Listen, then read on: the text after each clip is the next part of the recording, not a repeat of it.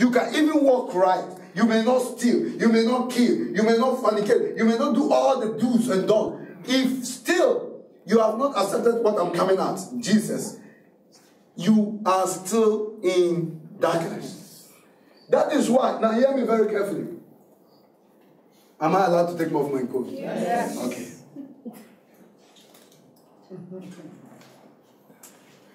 That is why, hear this very carefully. That is why this man, the devil, is blindfolding the world so that they don't see.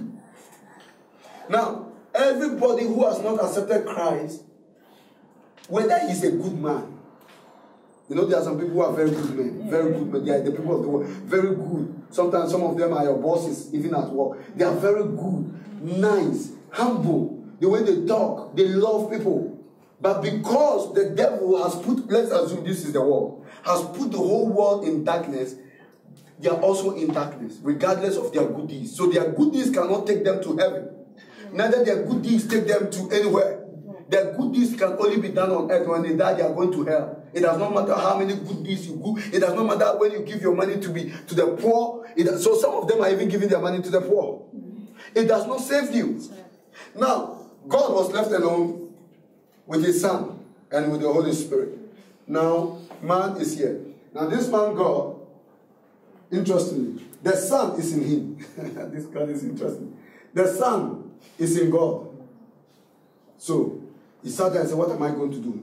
The Bible says the Son came out. And the way the Son came out was in the words of form, in the form of words. The Bible says, in the beginning was the Word, and the Word was with God, and the Word was God. So the Word was in him. This man, God. Now this man, Adam, is enjoying in hell. That enjoyment is not good for you to enjoy because you can't even have time. There is no escape. So this man, God, sat on his throne and told the devil, I am coming after you. But this time around, I am coming to redeem man from all sort of nonsense that you've entangled him with. For God to do that, he needs somebody who is clean and perfect. Are you hearing me? Yes. For God to do that, he needs somebody who is clean and perfect. And guess what? I've told you that none of you people at the world, is perfect. So who will God send? The angels cannot.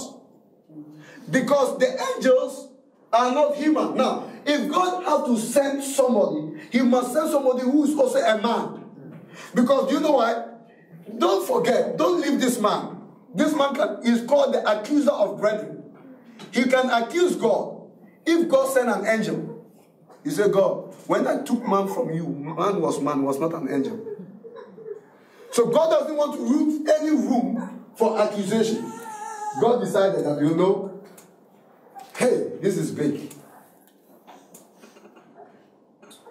God decided that he himself would die for man. Amen.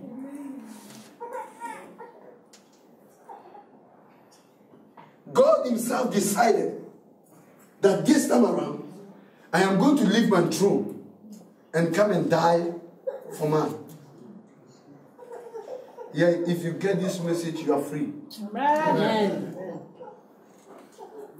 And when God decided to come and die for man, of course, there are so many chains that passes through. When you saw Abraham coming into the picture, so many things came through. You understand what I mean? But that's not what I'm interested in. Okay?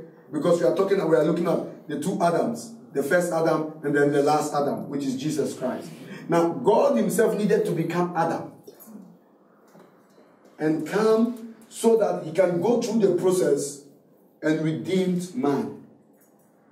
So God decided to look for a woman called Mary. Mary was sitting down somewhere. And God said, I want to enter your stomach. And people ask, is it possible? It's possible because God is God. That is why he's God. Are you with me? God means the sufficient one. He doesn't need anybody. And that is why we say he is God. And he decided that, okay, I am going to die for all the sins of the world. not only for Adam, but all the sins of the world. So God became man. So he became man. He was born in the city of where? Bethlehem. And that little city. And he grew up to become a man. Of course, we all know that. Now, listen to me. When he was on earth, he was as a man as we are. Are you with me?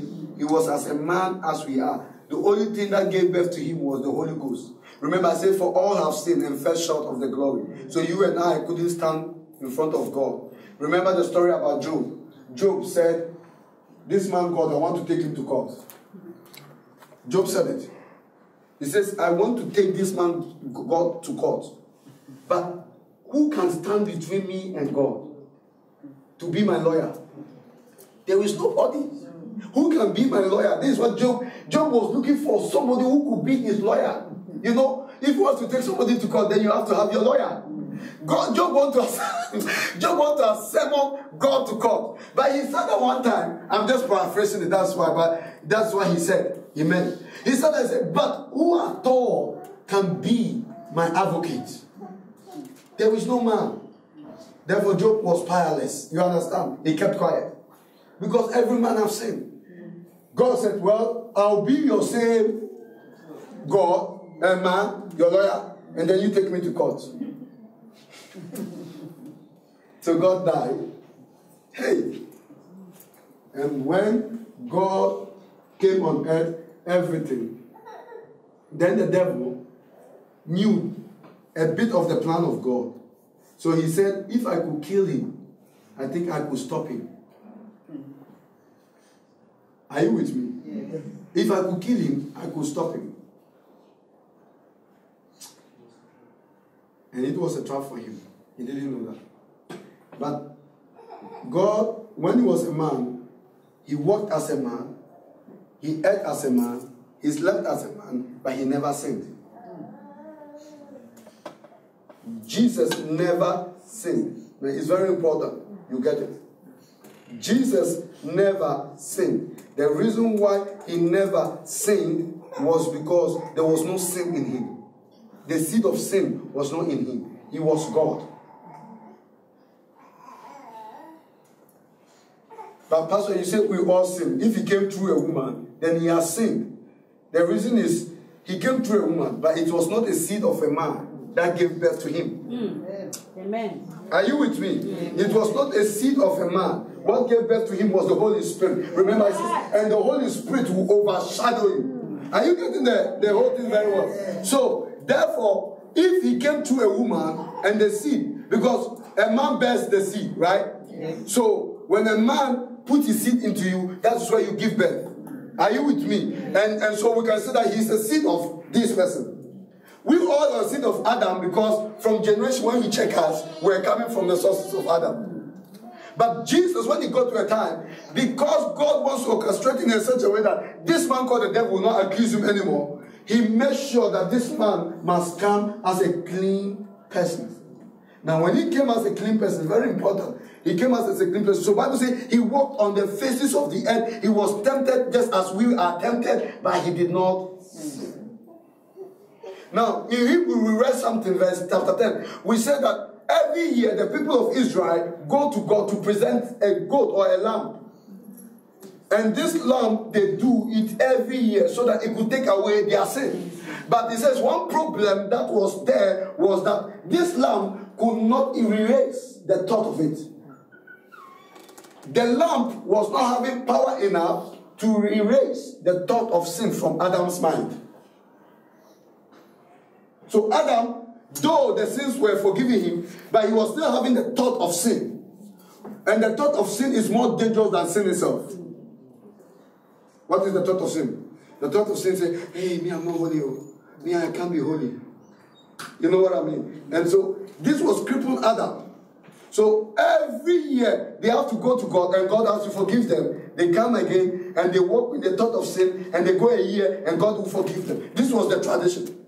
And Jesus wanted to stop everything. So Jesus came, he came as a man, they gave him a name called Jesus. And when they gave him a name called Jesus, now the reason why they gave him a name prophetically, it means he should save his people from sin and the dominions from the hands of the devil. That's why they gave him the name Jesus. In the eyes of Israel, they only know him as Emmanuel, meaning God with us. But they didn't know him as Jesus because it was a new revelation. It was something that is not about to happen. They have not known what God is about. And that is why they made plan with the devil to kill him. Now, Jesus died, but Jesus died twice. How many know that? The first death was spiritual death. And the second one was physical death. Okay? Very important. Jesus died 2 times. The first one spiritual and the second one physical. Now when he came as a man, when he died, of course we understand it. This man, when he was on the cross called Jesus, it was not him. Remember, he has taken the position of us, sinners. He has taken the position of you. All your sins that you ever commit and you have committed was on him. Because you cannot kill a sinless person unless he has become a sin. He cannot die spiritually unless he has become a sin. Or he has sinned. When Adam sinned, he died spiritually. So when Jesus was supposed to go take out the thing from Adam, the authority back from Adam and make us sons, we needed to also die spiritually by sinning. And he didn't want to touch sin. So he took upon himself all the sin of the world. And when he put it upon himself, the sin became heavy. Remember, the Bible says in the book of Matthew is there, John is there, the Garden of Gethsemane. Are you with me? That was where the exchange was being done. In the Garden of Gethsemane, Jesus said, Pastor, God, this thing is too much. If it's just your will, let this cup pass over me. Then he says, not my will, but your will be done. And then the angels came and strengthened him and stuff, of course. We know those kind of stories. But the reason why he was weeping and crying was because, hear me, the sins of the whole world has been carried upon this man. And this man is carrying the sin. And even those who were spitting on him did not know that the spit was upon him. Those who slapped him didn't know that he was still, are you with me? He was still carrying their sin. So on the cross, guess who was hanging on the cross? It was you. And those who beat him, interestingly, they didn't know they were the same people who were hanging on the cross. And they didn't know that they were beating themselves. So they took Jesus and nailed him on the cross. Now, when they nailed Jesus on the cross, he died. But remember, it was you who died. So when he died, he journeyed to hell. Of course, we've taught this one. When he went to hell, he wanted to take this man out of hell. Okay?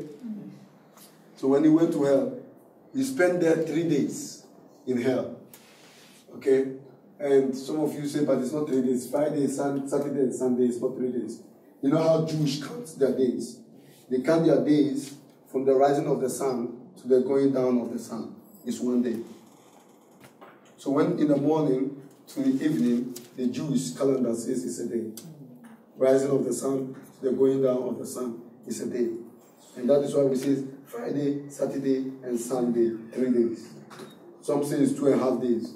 No, you are counting according to the calendar of the world. We are counting it according to the calendar of God. The calendar of God, it is 3 days. But the calendar of the world is 2.5. Some even say it's 2 days. And so they've made a debate out of it, which is not, you're not supposed to argue. We are using God's calendar. And of course, follow God's calendar. Are you with me? Yeah. So, in 3 days, he fought the enemy. Not necessarily fought. He just told him, I'm coming to take authorities and everything you've placed man on. So he came and took man, just like, and brought man out of it. So man came back to a place. But guess what? When he took man back to this place, man is still not righteous. Until man accepts the righteousness of God. Until man accepts that indeed I was here, but I want to make a transfer to this man's camp. Because that is a choice. I can't tell you I want to take you when you don't want. So I want to really know whether you want to remain here or you want to come here.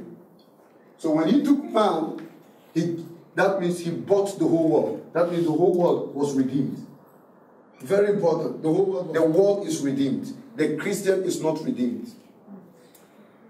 The Christian is not redeemed. The world is redeemed. The Christian is not redeemed. Get it? When we talk of redemption, we are talking about purchasement.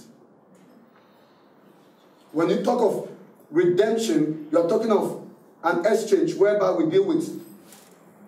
You understand? So God bought man, he brought man from the kingdom of darkness, and the whole world came out. That means the whole world was redeemed. So when we say, let the redeemed of the Lord say so, we are saying the whole world should shout. But Christians were not the redeemed.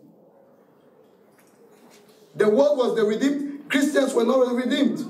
The reason why Christians were not the redeemed was because Christians were part of the redemption. So you cannot say, I am the redeemed, and then the world is not the redeemed. No. And the church thinks that Christians are the redeemed. No. The whole world is the redeemed. The whole world has been bought by Jesus. The whole world has been bought by Jesus. So the whole world is redeemed. Now it is his power. In his power. Then he gives us the choice now to accept him. Now, Christians are people who have accepted the redemption of God. Amen. Are you with me? Yes. Christians are people who have accepted the redemption of God. I'm taking my time to teach you these things so that it will help you in your Christian life. Christians are the ones who have accepted the redemption of God. So we say Christians came out from the redeemed. They were believers who says, no, I really accept what Jesus has done for me. So when they accepted it, they came out from the redeemed. That's why we are called Christian. We are called Christian not because we are redeemed, because the whole world is redeemed. We are called Christian because we came out from the redeemed and accepted the gift of God. Now when we accepted Jesus Christ, interestingly, when we accepted Jesus Christ, I wanted to bring a garment, but I couldn't get that one. You know, this one is not pure white. I wanted to bring a pure white garment, but I want to show something. When we accept Christ, okay, there is something that comes. Let's assume that he is God. He has done everything. We know that. When we accept Christ, okay, this is a bit white.